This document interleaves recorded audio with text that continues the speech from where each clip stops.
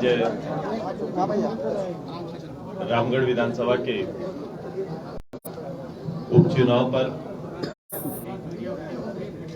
AJSU party Bharatiya Janata party के संयुक्त उम्मीदवार के रूप में श्रीमती सुनीता चौधरी जी ने आज नामांकन भरा है। हम सभी इस उपचुनाव के महत्व को समझते हुए इस राज्य के वर्तमान हालात और वर्तमान राजनीतिक स्थिति की पूर्णतः समीक्षा और जनसंवाद के बाद ये उपचुनाव काफी महत्वपूर्ण है और हम सभी लोगों ने राज्य की भावना को इस उपचुनाव में केंद्रित करते हुए इस चुनाव को लड़ने का निर्णय लिया है। ये उपचुनाव 3 वर्ष के राज्य सरकार के वादा खिलाफी, भ्रष्टाचार,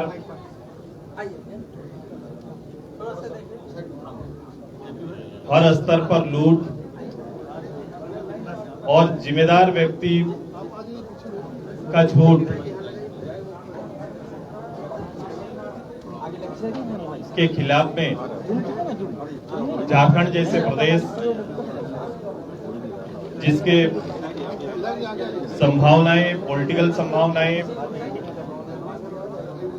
और इसके ग्रोथ को इसके कहीं ना कहीं वर्तमान सरकार के निर्णयों, उनके कार्यक्रमों से प्रभावित हुआ है। हमारी कोशिश है कि रामगढ़ के जनगण के साथ मिलकर, और हम ये भी मानते हैं कि ये चुनाव मात्र रामगढ़ का नहीं, रामगढ़ के माध्यम से पूरे प्रदेश का ये चुनाव होगा और पूरे प्रदेश की वर्तमान भावनाओं पर रामगढ़ के जनमानस के साथ मिलकर इस सरकार को वोट के माध्यम से जवाब देने का आह्वान हम लोग करेंगे और कार्यक्रम आगे चलाएंगे। इस सरकार के 3 साल के अंदर राज्य के मुखिया ने किसान, नौजवान, छात्र, महिला सुरक्षा जैसे महत्वपूर्ण विषय पर इन बड़े समूह को कहीं ना कहीं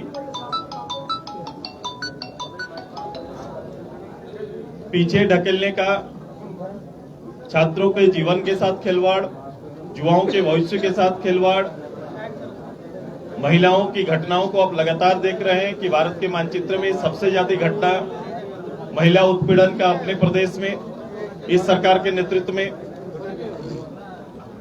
साथ ही साथ किसान, आम जन का हालात भी आज के दिन में खस्ता है। लोग निर्णय नहीं ले पा रहे हैं क्योंकि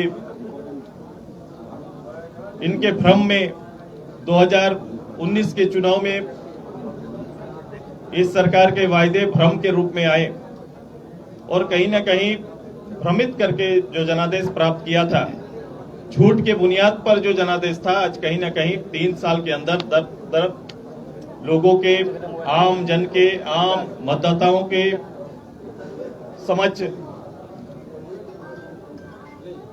क्लियर होते जा रहा है, प्रदर्शित होते जा रहा है।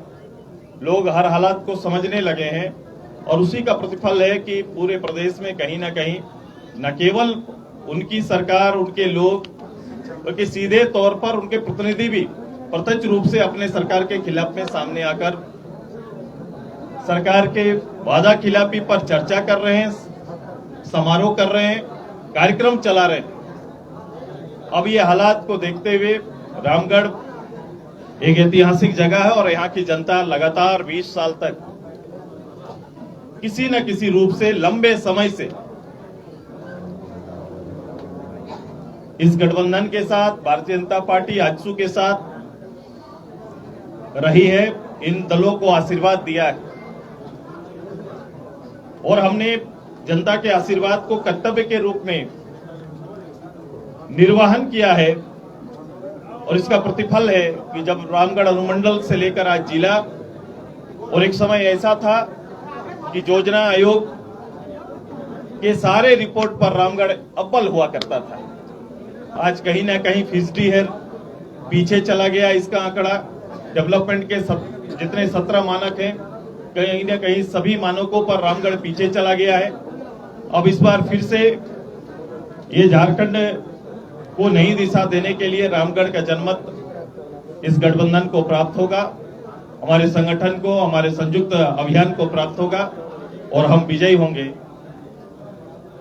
यही हमारा संकल्प है और यही आज से हमारा अभियान प्रारंभ होता है। क्या आशंका लग रही है कि वर्तमान में सरकार जो है, ये उम्मीद जताई जा रही है कि सरकार के तमाम मंत्री भी रामगढ़ विधानसभा पहुंचेंगे। मुख्यमंत्री का गृह जिला है, तो इस तरह से उनकी भी प्रतिष्ठा दांव पे लगी है, तो सरकारी तंत्र भी क्या गठबंधन को परेशान कर सकती है? इस पे कोई दो राय नहीं है और वो प्रारंभ हो चुका है। कई घटनाएं, कई सूचनाएं हम तक पहुंची भी है। हम तो यही उम्मीद करेंगे कि जिसका जो दायित्व है चुनाव आयोग के दायरे के अंदर में, उस दायित्व के अंदर समान दृष्टि से शासन को काम करना चाहिए और शासन काम करना होगा। आपके चूल्हा प्रमुख योजना पर भी दाग लगाया गया है, कहा गया सरकारी तंत्र की तरह काम करता है। नहीं, कांग्रेस की समझ पर बलिहारी है। कांग्रेस किस रूप से समझता है, उनके घर का उनके पदाधिकारी किस रूप से समझते हैं चीजों को।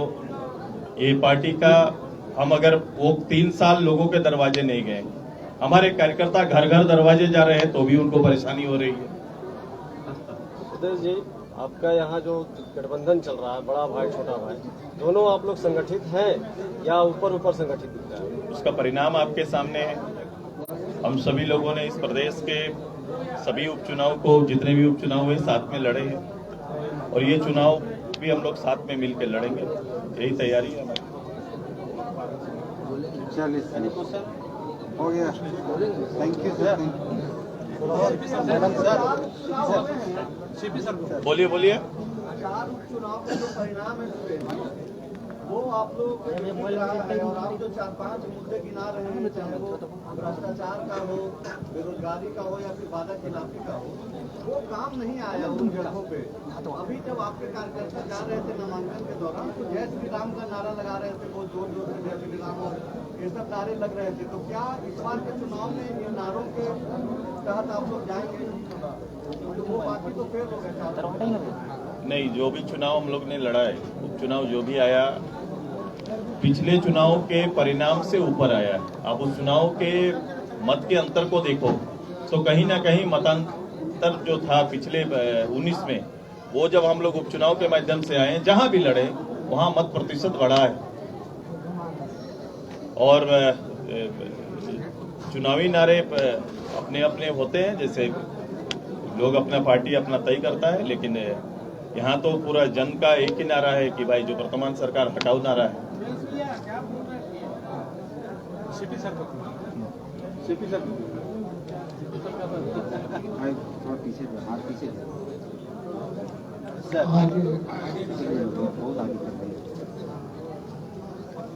रामगढ़ उपचुनाव के लिए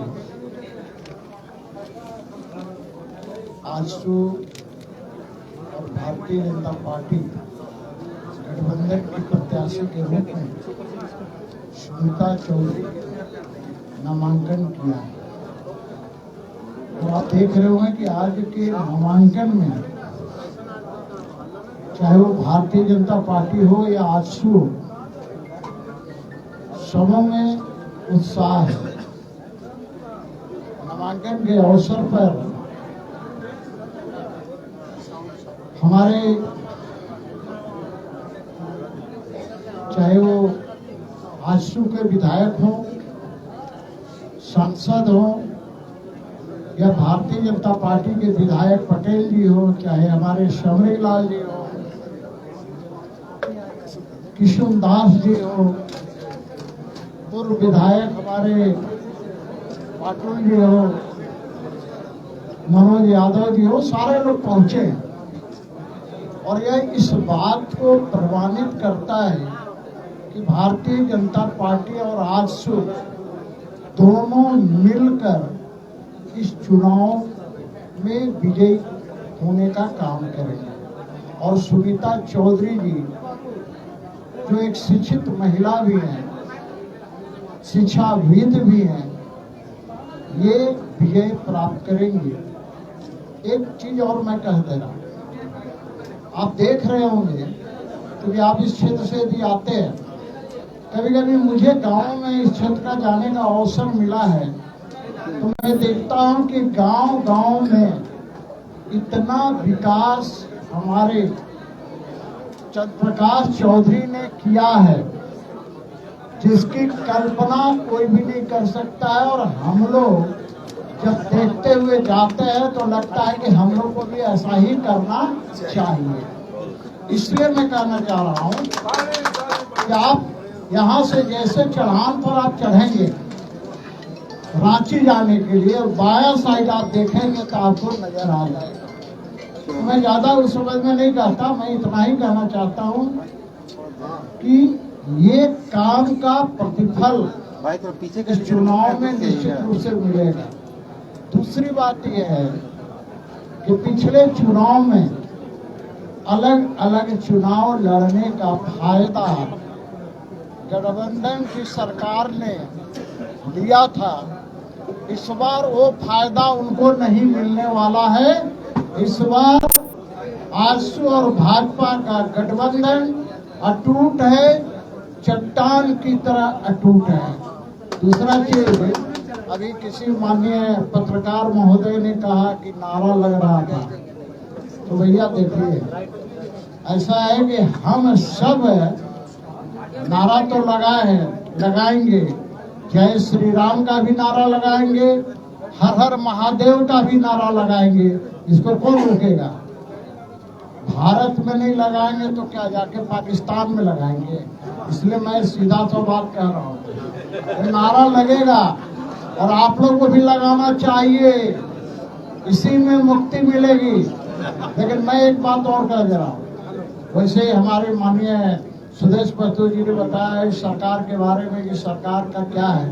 हाँ, एक चीज है, सरकार की उपलब्धि इतनी जरूर है कि 3 साल के शासन काल में इस झारखंड को 30 साल पीछे ढकेल दिया, यानी ले जाने का काम किया है। इसलिए जनता ये खोखले वायदे, झूठे वायदे, गुमराह करने वाली नीति से गुमराह नहीं होने वाली है और समय आने पर जनता उसका समुचित जवाब देगी। धन्यवाद। सर रघुवर दास भी आएंगे क्या प्रचार में? सीपीसी रघुवर दास यहाँ आएंगे प्रचार में क्या? देखिए एक बात मैं बता रहा हूँ, भारतीय जनता पार्टी के सभी नेता आएंगे, इसकी चिंता आप छोड़ दीजिए। सभी आएंगे और यहाँ पर प्रचार करेंगे, जनता के बीच जाएंगे, गांव-गांव, घर-घर जाएंगे। सर इसका कार्यकर्ता बागी हुआ है जो नॉमिनेशन किया है, सर पार्टी कोई एक्शन ले रही है क्या? देखिए ये तो बात का बात है। अब जिसकी चर्चा करो, हमसे भी मिले थे, नॉमिनेशन करके लौट रहे थे तो हम मिले थे।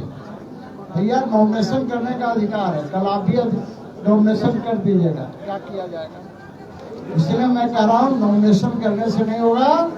भारतीय जनता पार्टी और राष्ट्रीय पार्टी का उम्मीदवार एक ही है और जिसका नाम है सुनीता चौधरी। 4 धामों में से एक रामेश्वर धाम सहित तिरुपति बालाजी, कन्याकुमारी, मदुरई मां मीनाक्षी देवी और श्री मल्लिकार्जुन ज्योतिर्लिंग का झारखंड में सबसे कम दर पर सब परिवार दर्शन लाभ का अनुपम अवसर। संपर्क करें मां कामाख्या धार्मिक रेल यात्रा, केसरी नर्सिंग होम, पहला तल्ला, पिस्का मोड़, रांची।